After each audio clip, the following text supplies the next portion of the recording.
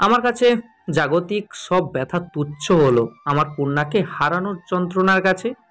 যেখানে তোকে এক মুহূর্ত চোখের আড়াল করলে আমি পাগল প্রায়, সেখানে আজ এতগুলো বছর তোকে একটিবারের জন্যও দেখতে পাইনি। এত বছর পর ফিরে আসার সময় হলো তোর।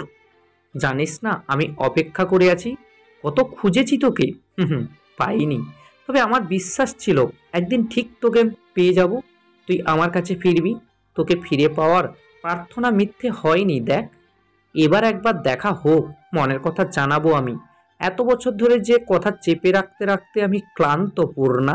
শেষ হচ্ছি আমি, পুড়ছি একতরফা ভালোবাসার অনলে।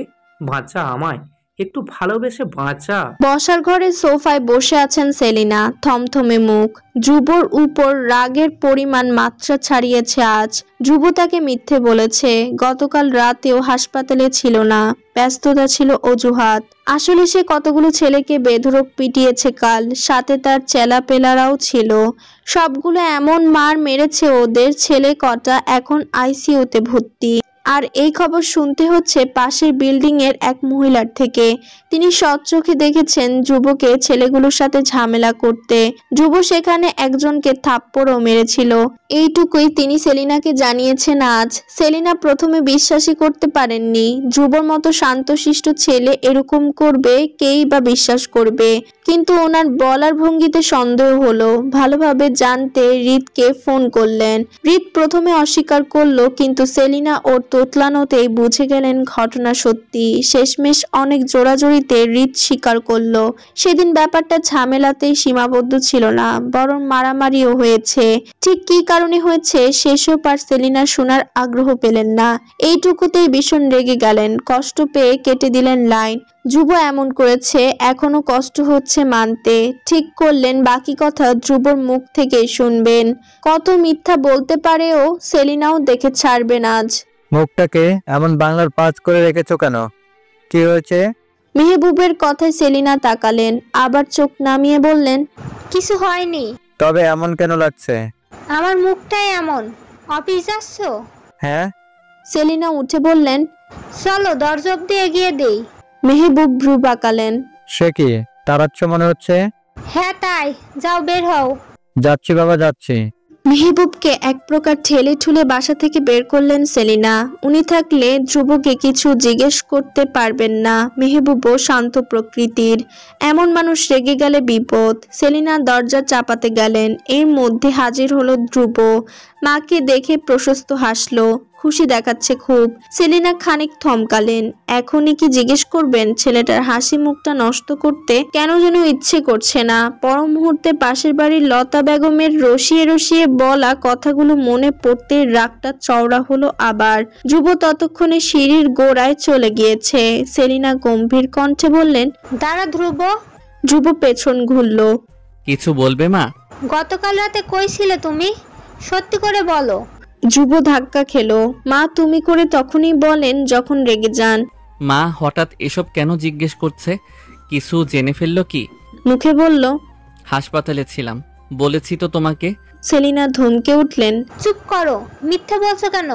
যা যা করে বেড়াও সেসব স্বীকার করার কি সৎসাহস নেই? ধ্রুব চুপ করে গেল। সেলিনা এগিয়ে এসে বললেন, আমি জানি তুমি কোথায় ছিলে। আসলে কাল রাতে তুমি কতগুলো ছেলের সাথে মারপিট করেছো, তাও ছেলেগুলোকে হৃদের পুরনো তেলের কারখানায় বেঁধে রেখে। ধ্রুব চমকালো, অবাক হয়ে বলল, তুমি এসব কি করে জানলে? আমি কি করে জেনেছি সেসব স্যার? আগে বল এসব সত্যি না মিথ্যে? তোর মুখ থেকে শুনতে চাইছি আমি। ধ্রুব মাথা নিচু করে বলল, সত্যি। সেলিনা মাথায় হাত দিয়ে সোফায় বসে পড়লেন। এই জন্য বুঝি তোকে পড়াশোনা শেখাচ্ছি, এভাবে মাস্তানি করে বেড়ানোর জন্যে? কোনো মানুষ এভাবে কোনো মানুষকে মারতে পারে? জানিস ছেলেগুলোর কি অবস্থা এখন? জানি, আর ওদের আমি মারিনি, উচিত শিক্ষা দিয়েছি। তুমি জানো না ওরা কি করেছে? ওরা একটা মেয়েকে রেপ করার জন্য তুলে নিয়ে যাচ্ছিল। পিয়াস সেটা দেখে প্রতিবাদ করতে গেলে ওরা ওকে এমনভাবে মেরেছে যে ওর একটা পায়ের হাড়ি ভেঙে দিয়েছে। ভাগ্য ভালো যে সেখানে সুমনরা সময় মতো পৌঁছেছিল, যার কারণে মেয়েটা আর পিয়াস দুজনেই বেঁচে যায়। এত বড় অপরাধ করার পরেও ওদের কিভাবে ছেড়ে দিতাম আমি? ওরা যা করেছে তার উপযুক্ত শাস্তি দিয়েছি কেবল, এতে অন্যায় কিছু নেই। সেলিনা প্রতি উত্তর করলেন না, নির্বাক রইলেন। ধ্রুব এসে মায়ের পায়ের কাছে এসে বলল, তোমার ছেলে অন্যায় সহ্য করতে পারে না মা। তুমি তো ছোটবেলায় পড়িয়েছিলে অন্যায় যে করে আর যে সহ্য করে দুজনেই অপরাধী। আমি সেই অপবাদ কিভাবে মাথা পেতে নেব মা? তাছাড়া পিয়াস আমার খুব ভালো বন্ধু, আমার জন্য চাইলে ওরা সবাই জীবন দিতেও প্রস্তুত থাকে। সেই বন্ধুর এই অবস্থায় বা কি করে সহ্য করব? সেলিনার চোখে জল, কোমল কণ্ঠে বললেন, সবই বুঝি বাবা, কিন্তু এতে যদি ভালো মন্দ কিছু হয়ে যায় তোর, আমরা কি নিয়ে বাঁচবো? ধ্রুব মায়ের হাত মুঠোয় তুলে বলল, আমার কিচ্ছু হবে না মা, তোমার দোয়া সবসময় আমাদের দুই ভাইয়ের সঙ্গে থাকে। তুমি নিশ্চিন্ত থাকো, আমি এরপরে আর কোনো ঝামেলায় জড়াবো না। সত্যি বলছিস নাকি আমাকে শান্ত করার জন্যে? দুটোই। সেলিনা চোখ রাঙালেন। ফাজিল ছেলে। খেতে কি দেবে মা? খুব খিদে পেয়েছে আমার। ধ্রুবর অসহায় কণ্ঠ। সেলিনা ব্যস্ত হাতে চোখ মুছে বললেন, দিছি তুই ফ্রেশ হয়ে আয় যা। ধ্রুব যেতে নিলে সেলিনা আবার ডেকে বললেন, ভবিষ্যতে মারামারি করবি না কিন্তু। করবো না বাবা, করবো না। বিড়বিড় করে বলল, বখাটেদের শায়েস্তা করাকে মারামারি বলে না, শিক্ষা দেয়া বলে। বাড়ি ফেরা থেকে শুরু করে পূর্ণতা পায়চারি করছে। রুমের এই মাথা থেকে ও মাথা ঘুরে বেড়ানো শেষ করে বিছানায় বসলো। নাক বারবার রাখা ড্রেসিং টেবিলের দিকে চেয়ে আরো একবার লাল হয়ে উঠল লজ্জায়। মানসপটে শুধু ধ্রুবর গায়ের উপর পড়ে যাওয়ার দৃশ্য ভাসছে। পূর্ণতার মনে হচ্ছে আয়নার মধ্যে থেকে কেউ চেঁচিয়ে বলছে, ছি পূর্ণতা, সবার সামনে তুই কিনা আজ ওই চকলেট বয়ের গায়ে হুমড়ি খেয়ে পড়লি? একটু দেখে শুনে দৌড়তে পারলি না? পড়লি একেবারে তাকে সহ নিচে, তাও একটা খেলনা সাপের ভয়ে। মান সম্মান আজ সব চুলোয় উঠেছে তোর পূর্ণতা। কিভাবে পারলি তুই? কি ভাবলো সবাই? আর সেই ধ্রুব, সে না জানি কি ভাবছে তোকে। দৌড়া, আরো বেশি করে দৌড়া, নির্বোধ মেয়ে। পূর্ণতা লজ্জায় দু হাতে মুখ ঢেকে ফেললো। জোরে সরে বলল, আমি আর দৌড়াবো না, কখনো না। কেউ যদি গায়ে সত্যিকারের সাপও ছেড়ে দেয় তবুও না। ধ্রুব একটা লম্বা শাওয়ার নিয়েছে। ইদানিং প্রচন্ড গরম পড়েছে, এসিতেও কাজ হয় না। বাহিরে রোদে বের হলে তো গরমের 16 কলা পূর্ণ। উদাম গায়ে বের হলো ধ্রুব, কোমরে তোয়াল পেঁচানো। আয়নার সামনে এসে দাঁড়ালো সে। চুল ঝাড়তে ঝাড়তে হঠাৎ খেয়াল করলো বুকের উপর দুটো নখের আঁচড় লাল হয়ে ফুটে আছে সাদা চামড়ায়। ধ্রুব ভ্রু কুঁচকে হাত বোলালো সেখানে। এখানে এরকম আঁচড় কিভাবে এলো? কোথা থেকে এলো? আচমকা মনে পড়লো পূর্ণতার কথা। পূর্ণতা ছুটে এসে তাকে সহ পড়ে গিয়েছিল নিচে, খামচে ধরেছিল ভয়ে। তখনই কি লেগেছে? তবে কি এটা পূর্ণতার? ভাবতে খুশিতে নিজের চুল নিজে এলোমেলো করে দিল ধ্রুব। হয়ে লাভ স্টোরি শুরু হওয়ার আগে লাভ বাইট দিয়েছো মায়াপরি, এত ফাস্ট তুমি? পরের দিন সকাল থেকে সেলিনা ভীষণ ব্যস্ত। কাজের লোকদের নিয়ে রান্নার মহা তোড়জোড় শুরু করেছেন তিনি। তৈরি করছেন নানান পদ, তালিকা অনেক লম্বা। আশরাফ থেকে শুরু করে পূর্ণতা অবধি সবার জন্য পছন্দের আইটেম বানাচ্ছেন। পূর্ণতার মিষ্টি পছন্দ বলে তার জন্য ভিন্ন পদ। মিষ্টার পছন্দ ঝাল, আশরাফের জন্য মাছের মাথা দিয়ে মুগের ডাল, সায়রার জন্য খাসির রেজালা। সব আলাদা আলাদা করে বানাচ্ছেন। এরপরে ধীর, ধ্রুব, মেহবুব, ওদের কথা তো আছেই। ডাইনিং টেবিলের একটা চেয়ার টেনে বসলো ধীর। হাতে ব্যাট বলের ভারী ব্যাগ রেখে দিল পাশের চেয়ারটায়। চেঁচিয়ে বলল, মা, নাস্তা দাও। সেলিনা ব্যস্ত পায়ে এলেন। হাতে ট্রে, তার মধ্যে 1 গ্লাস মাল্টার জুস, 2টো পরোটা, ডিম সেদ্ধ আর ভাজি তরকারি। ছেলের সামনে নামিয়ে রাখতে রাখতে শুধালেন, তুই বেরোচ্ছিস? হ্যাঁ। সেলিনার হাত থেমে গেল। কোথায় যাচ্ছিস আবার? ধীর পরোটা ছিঁড়তে ছিঁড়তে বলল, টেস্ট ম্যাচ আছে মা, অ্যান্ড ইজ ইম্পর্ট্যান্ট। সেলিনা মুখ বাঁকালেন। কসুর ম্যাচ? আপনার জন্য তো সব ম্যাচই ইম্পর্টেন্ট। বাবা মা, ভাই, পরিবার, এদের দেওয়ার জন্য সময় কোথায় আপনার? ব্যাটে বলে বাড়ি দিলেই ছক্কা, বানাইলেই হয় না। মাঝে মাঝে একটু মাকে সময় দিতে হয়। ধীর এসব শুনে অভ্যস্ত। সে এক কান দিয়ে ঢুকিয়ে অন্য কান দিয়ে বের করছে। সেলিনা রাগটাকে কমালেন। এভাবে বলে লাভ হবে না, হলে আগেই হতো।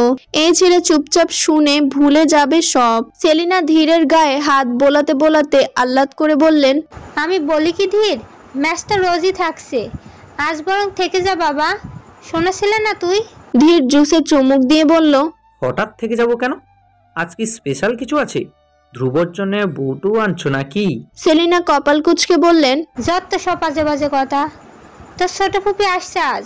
ধীর শান্ত চোখে তাকালো, মুখ বিকৃত করে ভাবলো, ছোট ফুপি আসছে, নিশ্চয়ই উনি আর মিশ্রা আসবেন। চুন্নিটাকে দেখলেই মাথা গরম হয়ে যায়, এরপর তো আরো বেশি করে থাকবো না। মুখে বলল, ম্যাচটা অনেক গুরুত্বপূর্ণ আমার কাছে। ফুপি আসছে তো আসুক না, আজ না হোক কাল দেখা তো হচ্ছেই। তাছাড়া আমি চলে আসবো তাড়াতাড়ি, তুমি ভেবো না। থাকতে পারলে থাকতাম মা। সেলিনার মেজাজ খারাপ হলো। যা খুশি কর, আমার কথার কোনো দাম দেয় না এই ছেলে। এত করে বলার পরও খেলতে যেতে হবে, নাইলে মহাভারত অশুদ্ধ হবে তো। তোর সাথে কথা বলারই বেকার। আমার কত সময় নষ্ট হলো। যাই বাবা, পায়েসটা বসাই। পূর্ণতা আমার হাতের পায়েস খেতে যা ভালোবাসে না, ভীষণ খুশি হবে ও। সেলিনার রান্নাঘরের দিকে চলে গেলেন, যেতে যেতে বললেন এতগুলো কথা।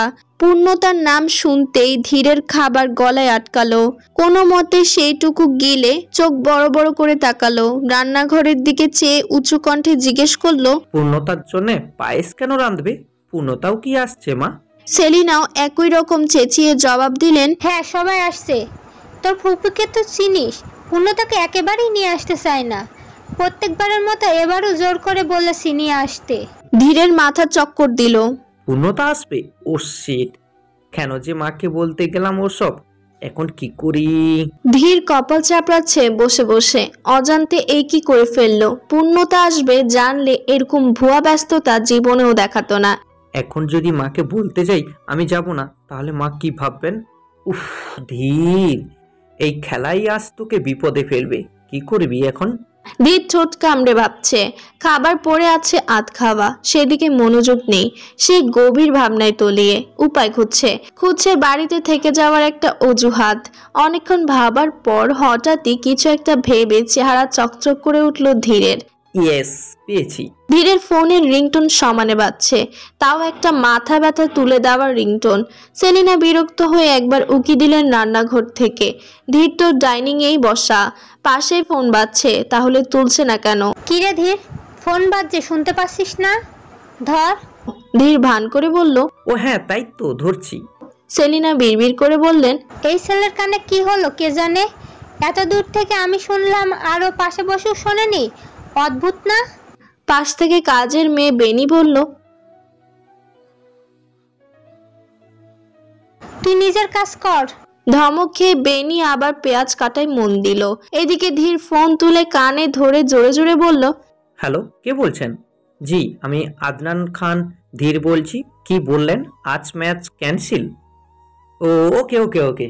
ধীর কথা বলতে বলতে রান্নাঘরের দিকে এগিয়ে গেল, চেষ্টা করলো কথাগুলো মায়ের কানে পৌঁছে দিতে। ফোন পকেটে রাখতেই সেলিনা জিজ্ঞেস করলেন, কার ফোন? তুমি চিনবে না। বললো আজ ম্যাচ ক্যান্সেল, মানে খেলা হচ্ছে না। সেলিনা ভ্রু গুটালেন। এখন ম্যাচ ক্যান্সেল কেন করলো? এখন তো বৃষ্টিও নেই। ধীর কাঁধ উঁচু করে বলল, সে আমি কি জানি, তোমার সামনেই তো কথা বলেছি।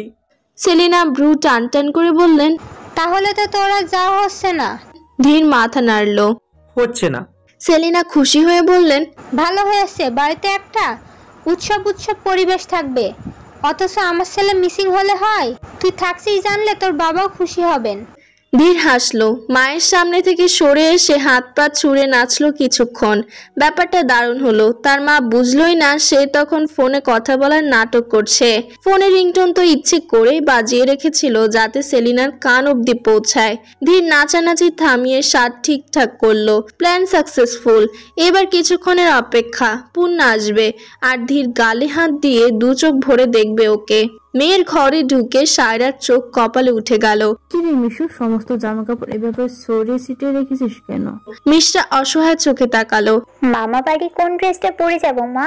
আমি তো সিলেক্ট করতেই পারছি না। সায়রা দুধের গ্লাস টেবিলে রেখে বললেন, ও মা, এই আবার কি কথা? মামার বাড়ি যাচ্ছিস তাতেও এই অবস্থা? এমন করছিস যেন তোকে দেখতে আসছে। মিশরা হাত নাড়িয়ে নাড়িয়ে বলল, মা, ফ্যাশন ইজ ফ্যাশন, সেটা মামার বাড়ি হোক বা শ্বশুর বাড়ি, বুঝেছো? বুঝলাম। এখন তুমি একটু কষ্ট করে পূর্ণতাকে ডেকে দাও। সায়রা মুখ কুঁচকালেন। কেন? ওর এখানে কাজ কি? ওর তো ফ্যাশন সেন্স ভালো, ওকে দিয়ে বাছাই করব। ভালো লাগলে পরবো, না হলে না।